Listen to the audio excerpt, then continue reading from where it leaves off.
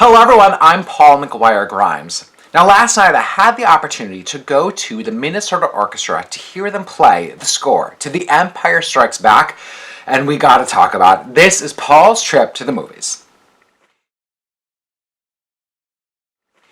So the Minnesota Orchestra just finished 5 performances of playing the score to The Empire Strikes Back as part of their Movies and Music series. It's the full Minnesota Orchestra conducted by Sarah Hicks as they play the score to the movie as it's showing above them. Now, it started right away with the 20th Century Fox studio logo, which was just a thrill to hear itself. And then to hear the downbeat of the first note of the Star Wars theme just sent chills over my body. Now, the orchestra is amplified a little bit louder than the movie, but there is closed captioning, so you can still read all of the dialogue. Now, this was my first time hearing a John Williams score played live, and it was absolutely incredible. I loved hearing all the various themes that he's written within this score, especially that iconic main theme, the forceful Imperial March, or the whimsical notes between Han and Leia in their flirtatious moments. It really reminds you of the power that a good score can have over a movie. The composer doesn't often get the credit that he or she deserves for really shaping that emotional pull that they can have over the film and its audience. And John Williams is the maestro at this, as he has proven time and time again with many of his scores, whether it's Jaws or E.T., Harry Potter, Star Wars, or even Home Alone. And you may not realize until seeing the orchestra play a film score how much music is playing underneath all the dialogue. The orchestra regularly had time to rest as there's constant underscoring being used. Sarah Hicks probably had 5, 6, 7 moments where she could just lean back and watch the movie.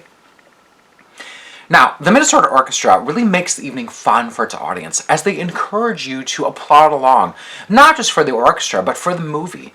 It was so great to hear the audience cheer when certain actors made their first appearances or some classic lines of dialogue that we all know and love. I highly encourage you to check out their Movies and Music series as it's such a fun event that's really gaining momentum. It's perfect for families too, as it's a really great way to introduce kids to the orchestra from music that may be a little bit more accessible than, say, Brahms or Mahler. Now, coming up in their season, in this series for this season, Harry Potter and the Goblet of Fire, October 24th through the 27th. They played the first 3 Harry Potter movies, and they're going to continue with all of them. And then after that, it's Pixar's Up from November 29th through December 1st. And if you know anything about me, you know why that Michael Giacchino score means the world to me. When we go see it, I'm going to be a puddle of tears right away. I already know. And then for the holidays, you're going to be playing It's a Wonderful Life, December 21st and 22nd. And then you'll be joined by the Minnesota Chorale. So get your tickets today. You can get them single tickets or as part of a Create Your Own series package as long as you buy 3 different concerts. And you might as well. It's such a good deal. So go check out the Minnesota Orchestra. I'd love to hear from you if you've seen any of these. What did you think? Did it affect your love of a film score? Don't forget to click subscribe on my YouTube channel. I have new reviews of movies like Joker and my appearances on Twin Cities Live. Follow me on Instagram and Twitter at PAULSMOVIETRIP, and then go to my website, paulstriptothemovies.com, for even more reviews, as well as information on the Twin Cities Film Fest. Thank you so much for watching Paul's Trip to the Movies.